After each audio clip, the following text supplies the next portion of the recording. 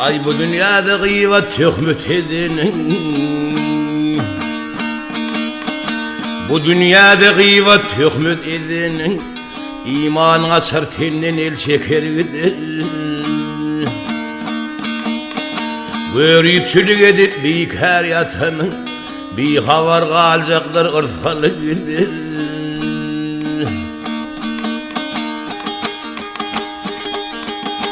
Kezzapların onu yapakları yolu, nadan bir gayradın bağlansın gözü.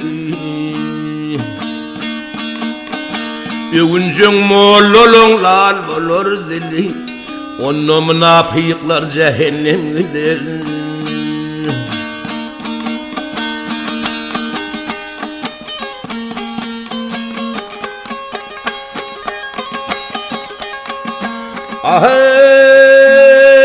Aklı bulan adam gözünden okal, bir yakınlar yürek bağrınam yakın. Hayasız inanlar avrayım dökür, minlik zalimdir bir iman gider.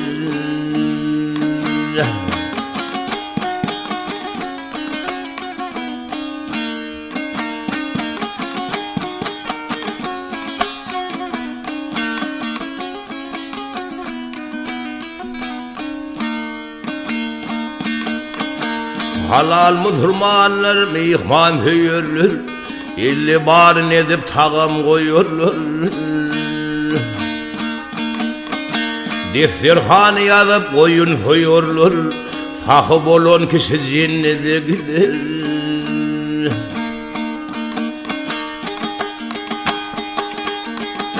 Dost haymını yapar gerçek er kişi, çın Müslüman koymaz bunu beş işi. Halim Aydar zalimin uğrulsun dişi, etken etmişini hasaplı gider. Halim di zalimin uğrulsun dişi, etken etmişini hasaplı gider. Minlik zalimdir bir iman gider.